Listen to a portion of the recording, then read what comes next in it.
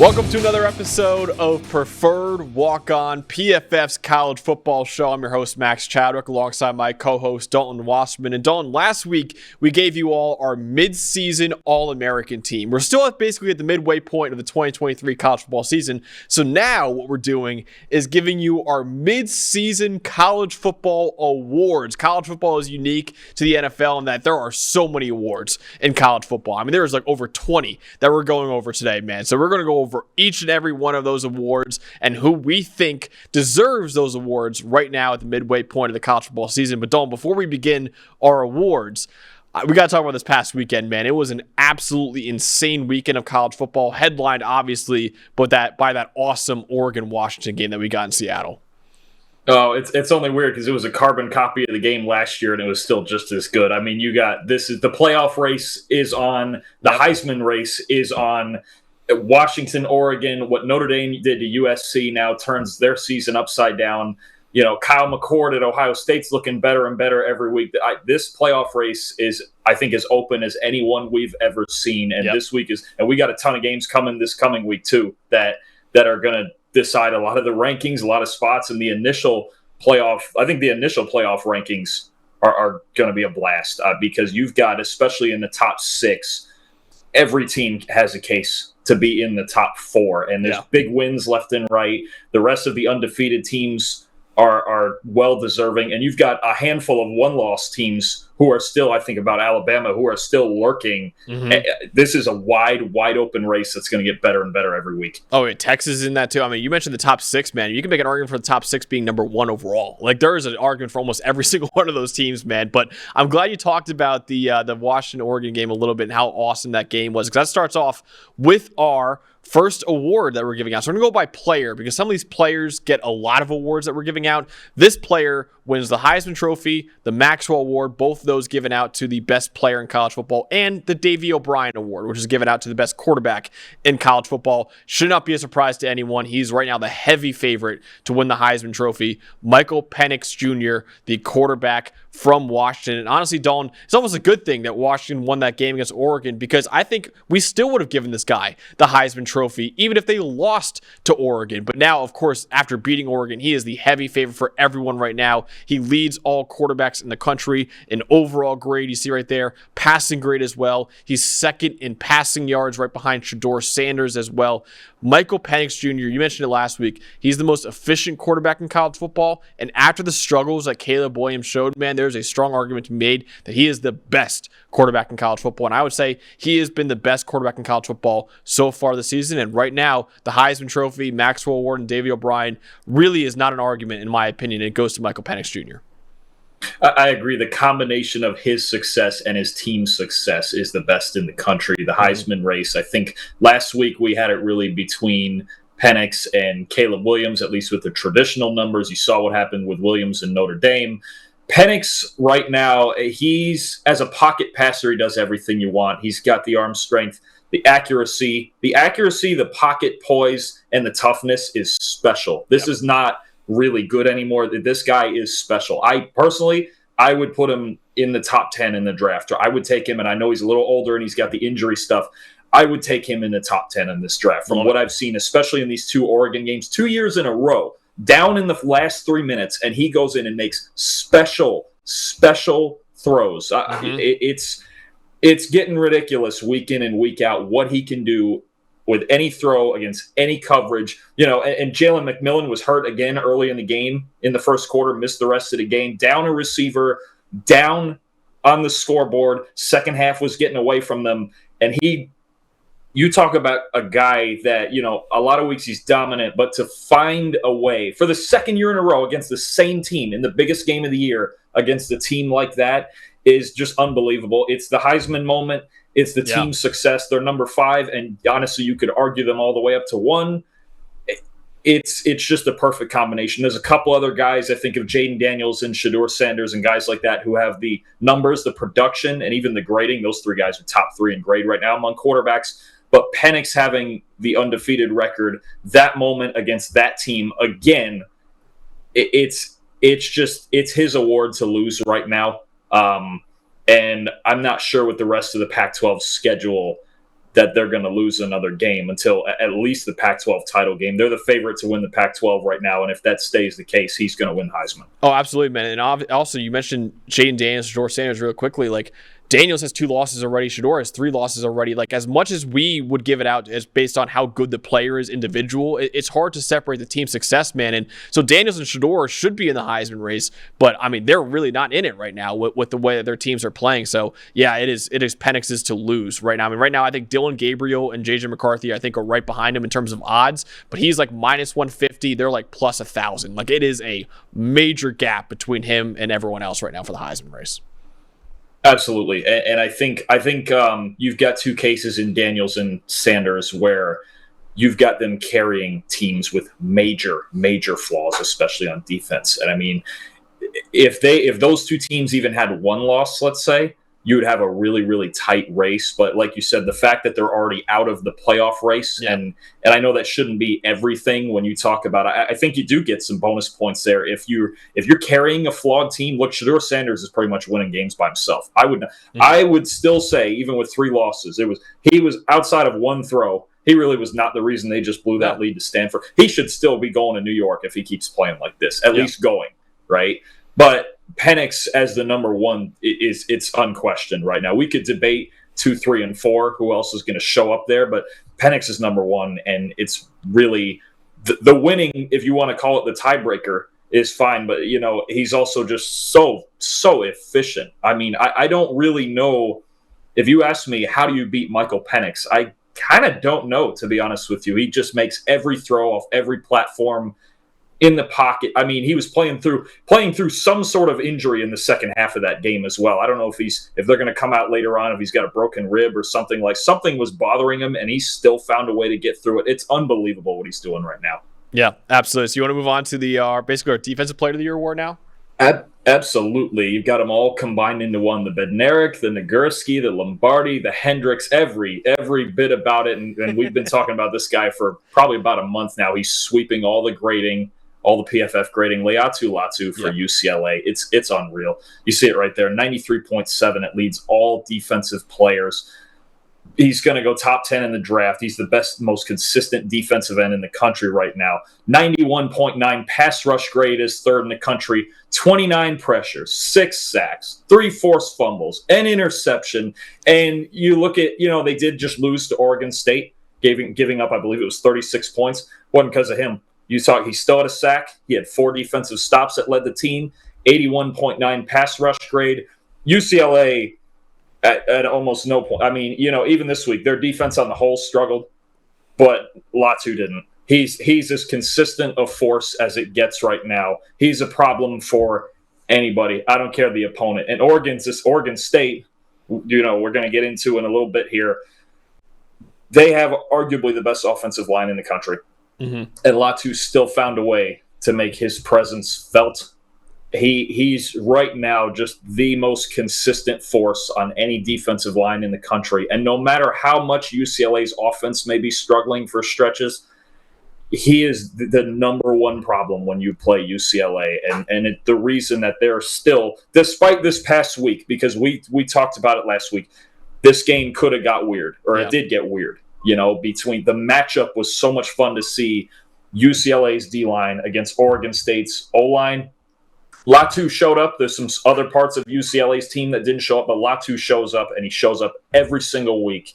He's really just solidifying his case as a top 15, top 10 pick, maybe the first defensive end taken in the draft. Yep. And he's a special player, and he's sweeping all the defensive awards, especially at PFF right now. Oh, dude, he has the highest. You said highest grade for defensive players. He also has the highest grade for all players right now. He passes Michael Penix Jr. He's the highest grade in the country. So I don't think it's close, man. I mean, nuts. He has been unreal, forced fumbles, everything, man. But next award that we got now is the Doak Walker Award, which is handed out to the best running back in college football. And right now, it is becoming a closer race. But right now, I think it has to go to Audric Estime, the running back from Notre Dame. who has been a workhorse for the Fighting Irish. He leads the Power 5 in rushing yards, leads the Power 5 in rushing yards after contact. He also has the 90 overall grade, tied for second among running backs in the country. We mentioned in our preview for the USC game how it really needed to be the Audric Estime show, and it really kind of was. The reason why USC lost that game so much is because I think Caleb Williams, the 3 turnovers, killed them. You actually look at the team stats, USC basically beats Notre Dame in almost every single team stat that you can think of, but the turnovers killed them. Audric Estime also was a big driving force. He had 95 yards, 2 touchdowns on the ground on 22 carries against USC. The Fighting Irish, they got away from him in that Louisville game, and I know a lot of Notre Dame fans were very upset with how little they used him in that Louisville loss. They got back to him in this game against USC, and I think he is their engine on that offense, with Joe All protecting him or blocking for him on that offensive line. Audric Estime, right now, in my opinion, deserves the Doak Walker Award, but make no mistake, it is going to be a close race to the end of the season. Absolutely, yeah. You've got other deserving guys, Ray Davis, Marshawn Lloyd, if he keeps putting up a little more of the traditional numbers, is in there. And I like that you mentioned him as the engine of their offense. I really like that. He's reliable as it gets, and again, the yards after contact, the toughness. It's not flashy, but I'll give you a guy who's reliable and flashy. We're going to our Biletnikoff Award winner now as the best receiver, and I saw before this week, we mentioned it last week, and he's our guy. And if this show was last week, we would have done it. Not doing it.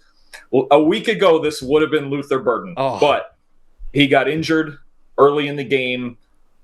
Kind of was playing hampered, playing hurt, only had 2 catches for 15 yards, and Missouri found a way to beat Kentucky essentially without him, which is really impressive. But he came up 1 week short on picking Luther Burden, It's going to be Malik Neighbors for LSU. We've talked about Jaden Daniels. Neighbors, outside of Daniels' own talent, is the number one reason their offense is rolling right now. 91.6 leads all FBS receivers. 860 receiving yards, leads the country. 7 touchdowns. 99.9 deep grade, obviously the best grade in the country. 96.3 on short passes, under 10 yards, best in the country. Wow. 20 catches against man coverage, most in the country. And, so you line them, you would think, they line him up outside and do whatever you see. They find matchups for him too. A 90.1 receiving grade in the slot is the best in the country among players who have taken 100 snaps in the slot. So he lines up everywhere. He's also got 15 forced missed tackles, 42 first downs that lead. He moves the chains. He scores touchdowns. He gets deep. He beats you underneath. He gets in the slot, outside. I mean, you could see in this game this week against Auburn, I actually got to work, I got to chart the coverages for that game. Auburn tried to double team him like crazy. Him and Thomas both. Wasn't happening. Just wasn't happening. This guy's right in the first round conversation. He's right in the best receiver in the country conversation. It's the jump he's taken this year. And I know last year he had right around 1,000 yards, but the last 4 or 5 games, I think it was 4 games of last year, really started to take off like this. And now he's unstoppable. There is you think double team, high, low, whatever you want to do to this guy, there is no answer, especially the way Daniels is throwing the ball. This right now is the most lethal combination. I mean, Penix and Odunze, Daniels and Neighbors, we could debate it all day. Yeah. We really could, because Neighbors' development and Thomas, Brian Thomas outbreak too as their number 2. They're as dangerous as any offense in college football right now. And Malik Neighbors, again, a week ago, I might have put him second. Right now, best receiver in the country, no question. Yeah, man. Listen, you could make the argument last week for Luther Burden. This week, you can make the argument for Malik Neighbors. It's going to be a race that comes down to the very end. Rome Odunze is also in that mix as well, man. So another guy that I think could have been in the mix for the Biletnikoff Award, because remember, the Biletnikoff is the best receiver in college football. Not best wide receiver, best receiver. And a few years ago, Kyle Pitts made a run at that with how well he played for Florida. This guy I was hoping would be able to make a run at the Biletnikoff Award, but we'll see how he is now with the injury he's got. But Brock Bowers is our pick for the John Mackey Award, which is given to the best tight end in college football. He leads all tight ends in catches, receiving yards, yards after the catch, receiving yards after contact, receiving first downs, touchdowns, forced missed tackles after the catch, and yards per route run. You see all those stats right there. I'm surprised Eli could even figure it on the graphic, man. Brock Bowers is lapping the field right now when it comes to tight ends in college football. However, he suffered an ankle injury against Vanderbilt. It was reported today by Pete Thamel of ESPN that he will be out for 4 to 6 weeks with that ankle injury. So, Dalton, the question I pose to you now is, has Brock Bowers built enough of a lead for this John Mackey Award that he's still going to win it, even if he only plays a couple more games before the playoff? Or will guys like Cade Stover from Ohio State, Mitchell Evans from Notre Dame, will they have an opportunity to unlap themselves and maybe take over in this John Mackey Award race with Brock Bowers sideline? Well, this is definitely the easiest award on this entire list to pick. Those other guys would still have to play really, really well just to break even. Right. I think, if he's on the shorter end of that timeline and if it's 4 weeks, and I believe there's a bye week mixed in there, correct? Yes. Yeah, this week they have a bye week, yeah. So let's say it's the 4-week timeline and he misses 3, or he recovers like some sort of freak, and let's say he only misses 2 games. I think if he only misses 2 or 3 games, I think he's still going to win it. If it's 6 weeks and we pretty much don't see him for the rest of the regular season, it's going to be tough because obviously he's as efficient and just as good as any player in the country. I mean, he might just be straight up the best player in the country. It's still going to be hard not to give it to him. But if we end the regular season and he's only played 7 games, you're going to get a really, really controversial voting process. I think if he only misses 2 or even 3 games and you get 9 out of him, 9 games of Brock Bowers probably is better than 12 of anybody else. Yeah. I mean, you saw on the screen the forced missed tackles stat right there. He's got the same number of forced missed tackles as Luther Burden, which is tied for second in the country. It's nuts because we talk about Luther Burden like Deebo Samuel and Devontae Smith. Brock Bowers is doing this at tight end. It doesn't make he's so good it doesn't make sense. So if he misses the rest of the regular season, it's going to get weird. It's gonna. Do they count conference championship in the voting for these awards? I believe they do. Yeah. Oh, that's a big help. Yeah, that's a big play help. in that because let's just say the case where this is where it helps. Let's say he misses 3 games, plays the last 2. I think they have 5 left. Mm-hmm. Obviously, he's Brock Bowers, and let's say they play Alabama in the SEC title game, arguably the best secondary in the country. And he goes out there and has 10 catches for $140 and something crazy, right? Yeah. Well, I think you'd still have to give it to him. You have to. That's a big help for this award's sake that he gets the conference title game to work with, assuming they get through this and get there, right? But if he misses 6 weeks, 5 games, the rest of the regular season, what have you, it's going to get really weird because there's still a chance where the amount that he laps the field is insane. Right. And, dude, you look at that, I mean, even going off, this is really the worst stretch for him to get hurt at man, because they got the bye week this week. After that, they got Florida, then they got number 20 Missouri, number 13 Ole Miss, and at number 17 Tennessee. There's a chance he misses all 4 of those games. Now, Georgia's kind of played with fire a little bit this season, but now you take away their best player for their by far most difficult stretch of the season. I mean, you can make an argument all 4 of those teams are top 25 teams in the country. You can make an argument for that. It's going to be tough for Georgia. So, yeah, it's going to be interesting for Brock Bowers. And this John Mackey Award race we thought would be the easiest one to pick at the end of the season. It could turn pretty close, man, with him being out for 4 to 6 weeks. And maybe guys like Cade Stover, Mitchell Evans, or maybe Dallin Holker from Colorado State, he has a chance too. Because, like I said, 4 to 6 weeks, man, that's a long time for a tight end to be out, for any player to be out for when they want to win the best at their position at the end of the season. But, Dalton, we got our Outland Trophy now. Who are we going with the Outland Trophy? We're going with another big name, Mr. Joe Alt, left tackle from Notre Dame. Look, he's going to be one of the first 2 tackles taken in the draft, somewhere in the top 6 or 7. He is the best left tackle in the Power 5, 87.8 grade overall, 91.8 in pass protections, 3rd best in the country. Only 3 pressures given up all season, 2 against Duke, 1 against Ohio State. And I'm sure we've talked about Joe Alt for a couple weeks now, trying to figure out the impact, right, on how good he is. Because we've mentioned Notre Dame's, the rest of their offensive line hasn't been spectacular. It's been kind of just good enough. So with Joe Alt, okay, right now, they're the 18th best pass protecting offensive line in the country. All right. Take him out of it, and they drop to 54th. So this guy's value to this team is probably more single-handedly than any other offensive lineman is to his team in the country, right? Oregon's got a great unit. Oregon State's got a great unit. Georgia's got a great unit, several NFL players. Joe Alt to Notre Dame's offensive line really is everything. They, especially with Hartman's issues under pressure, if they didn't have Joe, if something happened to Joe Alt, and you mentioned Estime before with the Doak Walker, they just would not function the same. No, if he was out for an extended stretch, right? And I don't know with some of those other units that we mentioned if that would be as big a problem. Could those other teams get by without their best offensive lineman for 3 games? They could probably get by. I'm not sure Notre Dame could. Yeah. Because we've seen them shaky enough on offense in a lot of games already. Even in this USC game, 48 points on I think just 250 total yards of offense.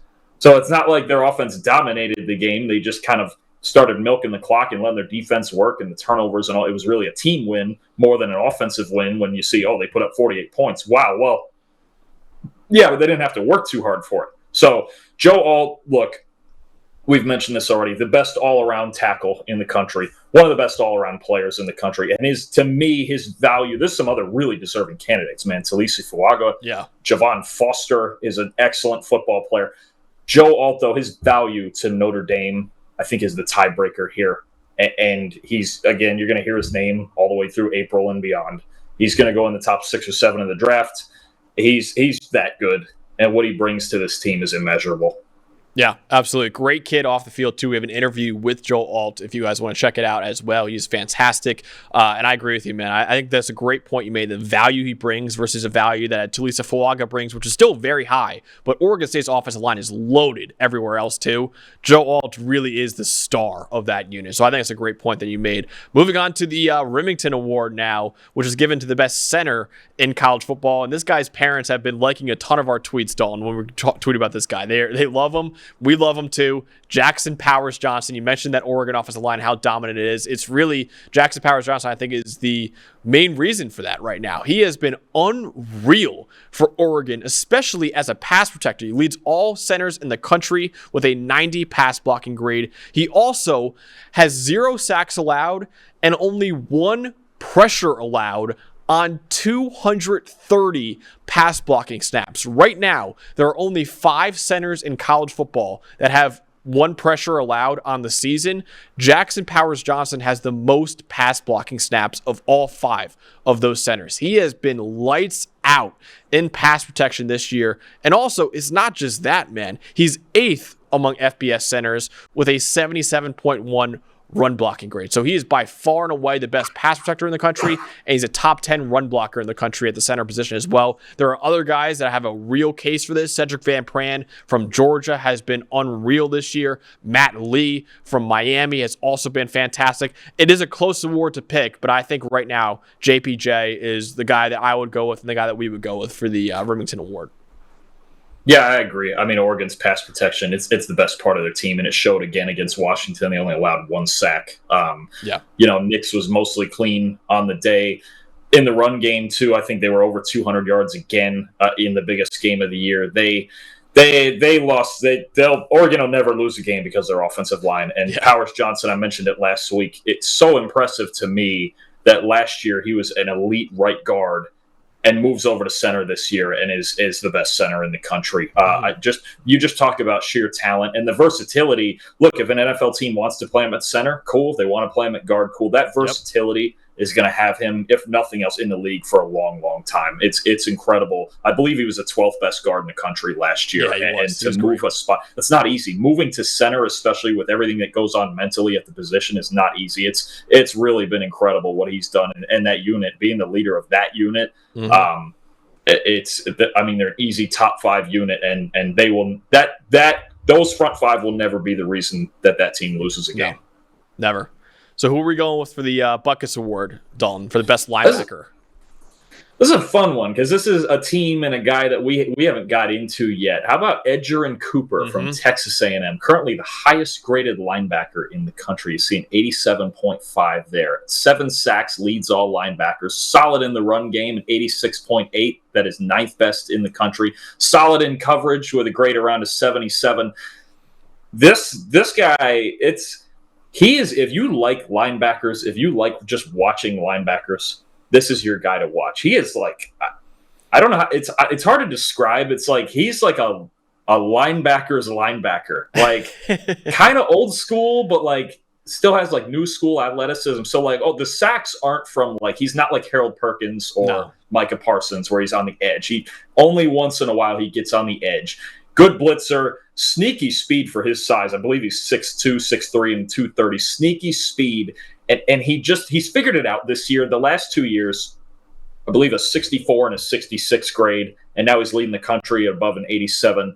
His speed at his size is just really sneaky. Like I will tell you the best thing he does, and the blitzing is cool and all that, is as like a spy. Yeah. Let me just start here. Peyton Thorne had 4 rushing yards against Texas A&M. KJ Jefferson, who's wicked mobile, had 40. All right.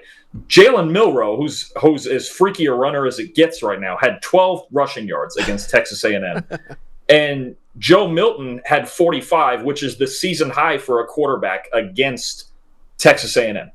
His ability, like his chase speed sideline to sideline is crazy. Like he's going to be an asset, especially on passing downs in the NFL, because his instincts in the run game are what gets him by. Right now, you see he's just as fluid and instinctive in the run game as it gets. Like I watch him in the run game and I see like the 80s linebackers. Like the way it's supposed to be done is how it gets done. But then he's got this freak speed. I think about guys in the NFL who have it, like Fred Warner. Like he's not as good as Fred Warner in coverage, but he's got the speed, right? Or I think about Demario Davis, right? Like Edgerrin Cooper right now looks that like Demario Davis. That's the best thing I have for it, because you just see a guy who's all over the field and his instincts are off the charts. And I'm telling, the most fun one for me is going to be, I want to see, it's the last regular season game of the year when Texas A&M gets to play LSU, and you've got Jaden Daniels running around back there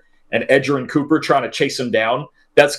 Low key, that's going to be one of the most fun things to watch all season, because this guy, it's weird to think there's like, it's getting to be more like this in modern football now with everybody running all over the place with the quarterback. This guy as a spy makes plays that I'm not sure any other linebacker in the country can make, right? And again, he does the traditional things at linebacker. He's wicked versatile. He's wicked fast. And he's going to be a name. I don't know if he's going to come out this year or next year or what have you. He's only a junior right now.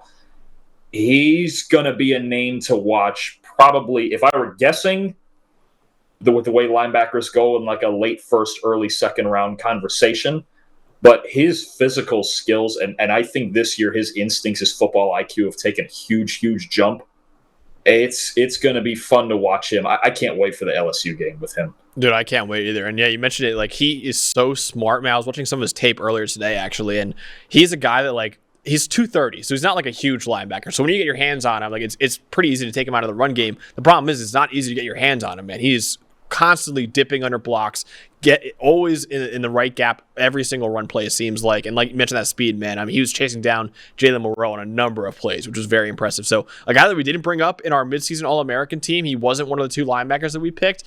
He really impressed me, especially this past weekend against Tennessee, man. He looked pretty good. Before he went down with an injury in the first half, though. But before that, he looked really good. So hopefully he's okay, and hopefully it's not a serious injury like Brock Bowers has or anything like that. But yeah, Edgerrin Cooper, man, he's been fantastic. The Jim Thorpe Award now that we're going with, which is the best defensive back in college football, and this usually goes to a corner.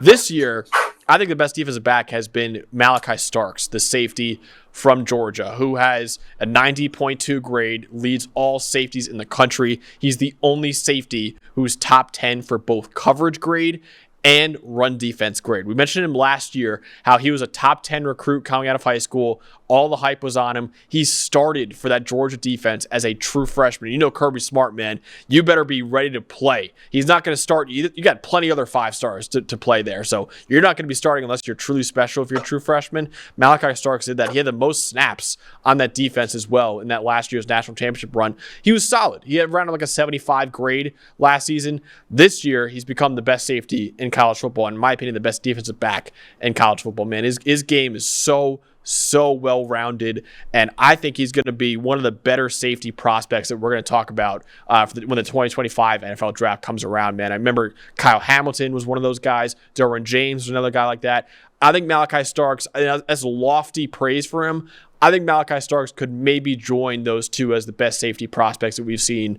Eric Berry is up there too, that we've seen, man, because he has been special. And I think the instincts, you mentioned with Edgerrin Cooper, Malachi Starks' instincts, man, is ridiculous right now. And he's such a well-rounded safety. So, yeah, right now he's our Jim Thorpe Award winner as the best defensive back in college football.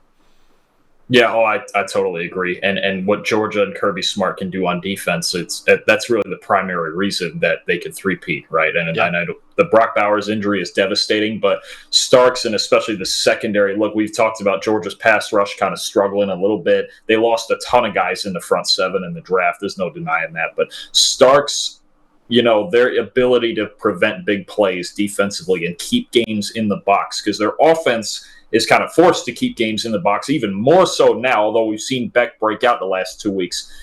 Their defense keeps games, within Georgia's identity, and there's nobody who does it better than Starks right now. You talk about preventing big plays, making plays on the ball. Mm-hmm. It's really right now their secondary, their defensive backfield is the identity of their team, whereas last year it was their front seven. Dude, and something else I love bringing up is that, you talk about the tape that NFL evaluators want to watch. For a few players, it becomes in practice tape. Derek Stingley Jr. versus Jamar Chase. That's probably the best tape you'll get for either of those guys.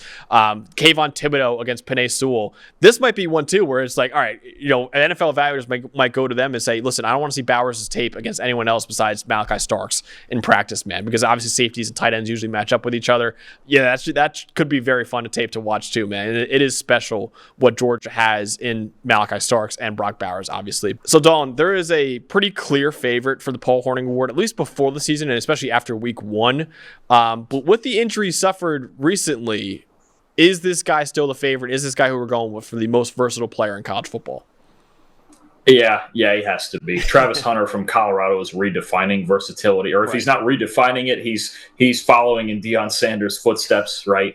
You've got a guy who's played 226 snaps on offense, 273 snaps on defense, a 78.3 receiving grade on offense, so he's productive, with 0 drops as a receiver, by the way. A 65.7 grade on defense. That's really dragged down by this performance he had against Stanford. Mm-hmm. He kind of got tore up, as did the entire Colorado defense, in an inexcusable loss. But before his injury, he was a top 30 corner in the country. As a receiver, he's incredibly dangerous. His touchdown and the spin move he put on somebody for Stanford, I forget who it was. Disgusting. Just off the charts. I mean, this guy, look, what he's able to mentally handle, okay, and the toughness, playing through all these snaps, 499 snaps, okay? And then he goes on offense. He's in the slot right now among guys with 100 slot snaps. He's the 11th best slot receiver in the country. Wow. Okay?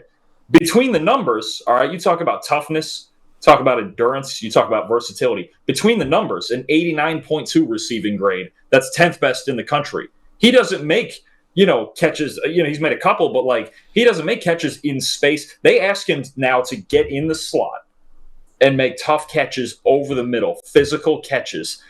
This guy, even 4 games of Travis Hunter is pretty much the same number of snaps as everybody else. He's got 499 snaps. I'd have to find a total of, who's got more than that, even through 7 or maybe even 8 games, but probably not that many guys, especially when you're talking about skill guys. Corners sometimes get rotated in and out at times, and he's just redefining versatility. There's no way, if he plays the rest of the way, and he only missed the 3 games, there's no way you couldn't give him this award. Yeah. Absolutely, man. I agree with you. It's almost like the Brock Bowers conversation we just had, whereas like, oh, is Bowers' 7 games enough to win this award? Travis Hunter, man, if you're going for the most versatile player in college football, the dude starts on both sides of the ball. Like, we don't see that really ever in college football. It only has happened a few other times in history, honestly, of guys playing both sides of the ball. And even after the performance against Stanford, I agree with you, man. He still deserves this award, and he's still the guy that we go with for the Paul Hornung Award. Now we're going to the Lou Groza Award real quickly for the best place kicker in college football. He was the guy that we went with last week on our midseason All-America team, Will Reichard from Alabama, man. 90.8 grade this season. It leads all kickers in the country. Perfect 13 for 13 on his field goal attempts. 6 of those field goals have come from 40-plus yards.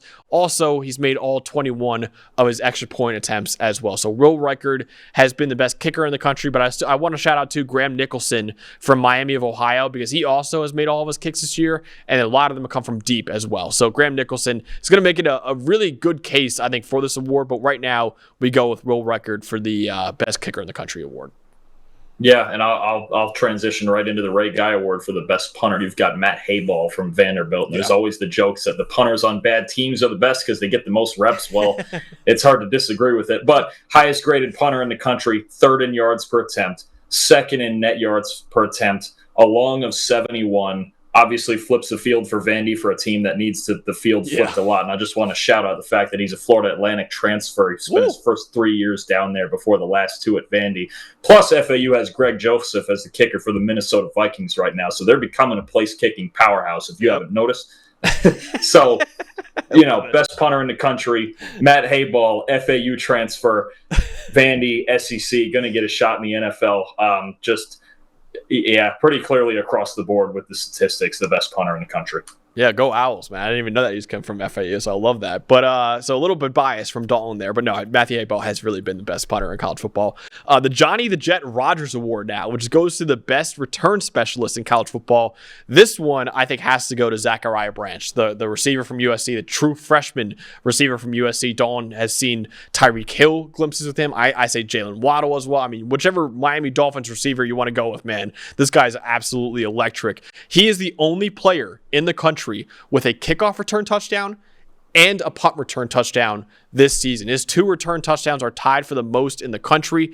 Making that even more impressive is the fact that he missed 2 games this season due to injury. He's now come back, but he missed 2 games already, and he still has 2 return touchdowns, kickoff and punt return. Also, he's averaging nearly 22 yards per punt return, which leads all Power 5 players, man. That is absolutely crazy. I mean, remember, one of the few highlights USC had in that Notre Dame game, Zachariah Branch had an unreal punt return to get them right in the red zone. I mean, he is an electric player. I would say he's the best punt returner in college football, and he has a kickoff return touchdown too, man. He has been absolute electricity every single time he touches the football, man. Oh, absolutely. I mean, I've told you the Tyreek Hill thing to me. It's for certain guys have feet that are just so off the charts. Like you said, he was actually the reason they could have got back in that game. Yeah. And of course, ironically, they score on that drive and Notre Dame brings the next kickoff right back. So that kind of defines USC right now. It's like, we got these weapons and we're going to let you have yours too. So, if he got more volume, he might be the pick for this next award, right? But it's going to be hard for me for the Sean Alexander Freshman of the Year to go against Caleb Downs, safety for Alabama. Look, this guy leads them in snaps played on defense as a freshman. His 84.4 overall grade is 10th among all safeties in the country and actually leads Alabama defenders. Wow. With at least 100 snaps played. There's one above him, but he's only played like 50 snaps. 86.9 in coverage is elite.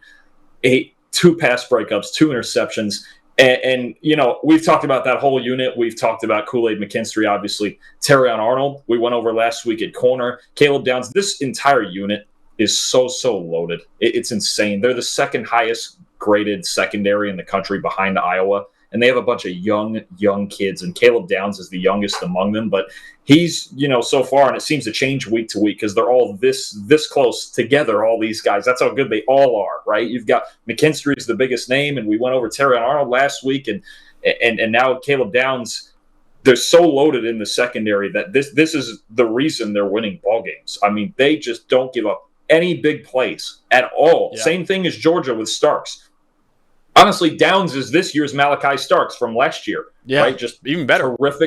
Terrific freshman safety, even better on a great unit that is allowing the rest of Alabama's team to develop into what they need to develop into, right? It's their secondary has been arguably the most consistent force of any unit at any position in the country. And Caleb Downs as a freshman to fill a hole like that at safety where Brian Branch and Jordan Battle both got drafted, it's insane what he's doing and leading them in snaps played. I didn't know that till today. That's nuts. That's absolutely crazy what Alabama's secondary, what Caleb Downs is doing. Dude, that's crazy because it really is the comparison to Malachi Starks. Is like I said, Starks led them in snaps last year as a true freshman too. So it is crazy, man. Caleb Downs, the younger brother of Josh Downs, who is the obviously Indianapolis Colts receiver right now. Caleb Downs, coming out of high school, was a top 5 recruit in the country, the highest rated safety recruit since Derwin James when he came out of high school, man. So Caleb Downs has a lot of hype on him, and he is living up to that hype right now. And I mentioned how Malachi Starks could join that group in next year's draft of Derwin James, Kyle Hamilton, Eric Berry, the best safety prospects. I mean, it's early, but in the 2026 class, man, Caleb Downs might be in that conversation as well because he has looked special so far this season. This one's kind of special to our show, though, Dalton. The Burlsworth Trophy, which is the best player who started his career as a walk-on. Now, of course, it's the preferred walk-on show. We're going with the linebacker from Washington, Edefon Ulofoshio, who has been really, he started off great. He began his career as a walk-on, obviously. He was an honorable mention All-American in 2020 for PFF, was one of the highest graded linebackers in the country that year. But the last 2 seasons, he's missed 14 of Washington's 25 games due to injury. So he has really not been able to live up to that 2020 season. He's doing it this year, though. He has an 83.7 grade this year, 3rd among Power 5 linebackers. He's the only linebacker in the country who has 80-plus grades as both a pass rusher and in coverage. So not only is it really cool to see a former walk-on like Ulofoshio perform so well, it's also really cool to see him finally get healthy, man, and finally be one of the top players on this Washington defense. And yeah, man, Edefon Ulofoshio, man, he's our pick for the Burlsworth Trophy as the best former walk-on in college football. No, yeah, no, and honestly, if he plays a full season, he's going to be in contention with Cooper for that Butkus Award. I mean, yeah, it was big. Look, they gave up a lot of yards on the ground to Oregon this past week. But there was a lot of, you did see kind of the things that I talked about they could mentally clean up. They did, and he's a big part of that in the middle. I think maybe the one way you approach Washington is you try to run it down their throat and get the time of possession game going. Because if you try to get in a shootout with him, you're just not going to win. But if he's going to play like this, well, you can't even do that. They just become a little more unbeatable even than they are now. It's really it's a big piece in the middle of their defense, and he could very well challenge for the Butkus Award as well. Yeah, absolutely. So, Dawn, who are we going with for the best offensive line in college football? Oh, it's a fun one because we had some debates about this. There's some really, really good units out there. But I think one that we mentioned earlier, Oregon State. I mentioned before about how Joe Alt is kind of singularly that valuable for Notre Dame. Oregon State, you highlighted it in the preseason. They're the highest graded offensive line in the Power 5 right now. They're the best run blocking team in the Power 5. Talisi Fuaga at right tackle, an 89.9 overall, best in the country. He's actually higher graded than Joe Alt. We just kind of leaned on the pass protection and the value for the award. Mm-hmm. And the rest of their line, they're loaded. I mean, only one other guy just barely below a 70 on their offensive line.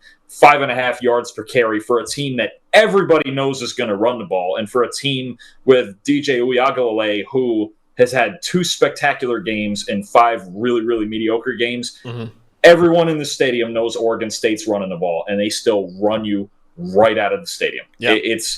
They this week put up 36 points on a spectacular UCLA defense. What they do opening holes. And they don't really do anything complicated either. They kind of, I've been over this before. They run outside zone. They run right off tackle over and over and over until you quit. And opening holes for Martinez and Fenwick, just unbelievable work they're doing over there. The most physical team in the Pac-12, and they're a matchup problem for any team because there's not very many teams that can match that.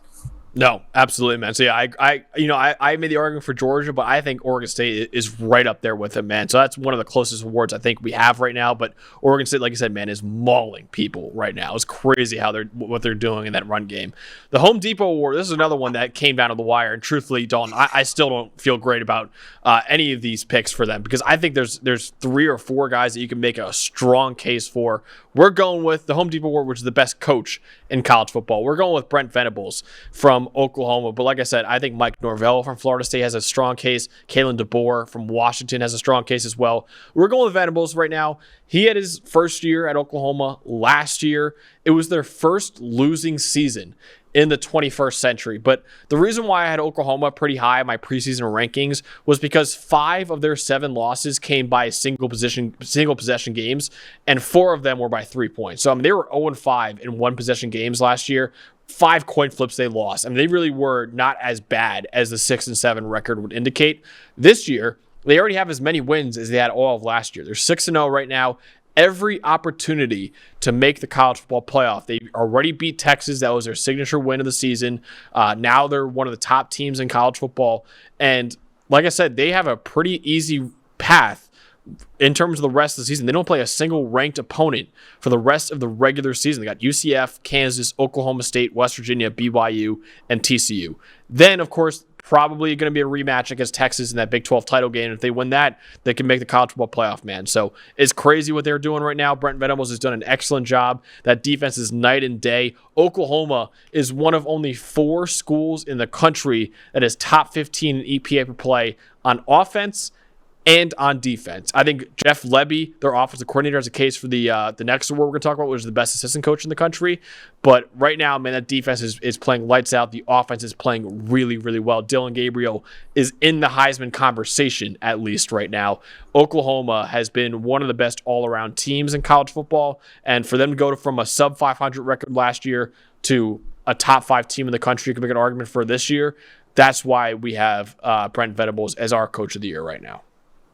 No, I'm with you. I think it's really a matter of improvement, and this award's wide open. Yeah. This is maybe the one on the whole list that really, it's not going to be decided maybe till the last week when you talk about you've got Mike Norvell and Kalen DeBoer and I honestly I think one we forget about despite some of their issues, and we've talked about a lot of the flaws. Why not James Franklin too? Yeah. In that race, right? I mean, you've got kind of some struggles on offense. You've got, Drew Aller, who's in his first full season starting. You're number 6 in the country. You win this week, and all of a sudden that talk starts with Penn State, right? So this is so wide open. But Venables, their defensive grading, and you mentioned last week how Lincoln Riley pretty much just ignores defense, and that's going back to his days. It was going to be hard for him to succeed in his first year. Lincoln Riley gone, bunch of other guys gone, Caleb Williams gone. They were 80th last year in defensive grading, and I believe right now they're 11th or 12th. It's somewhere in there, somewhere in the top 15. Venables, we know, we've seen it at Clemson, how good he is coaching on the defensive side of the ball, the different looks, the schematics, the crazy stuff he can come up with. And the offense really, I think they're just in their second year in a groove, right? I think they play with a ton of tempo. They score, it's really complimentary football now. And that's what Venables was looking for. But yeah, to go from a losing season to right now, I think they might, in some projections have the highest odds to make the college football playoff of any team, because the rest of their games are going to be favored by 2 to 3 scores in all of them until the conference title. And if something happens to Texas and they get to play Kansas or Oklahoma State or somebody else, yeah.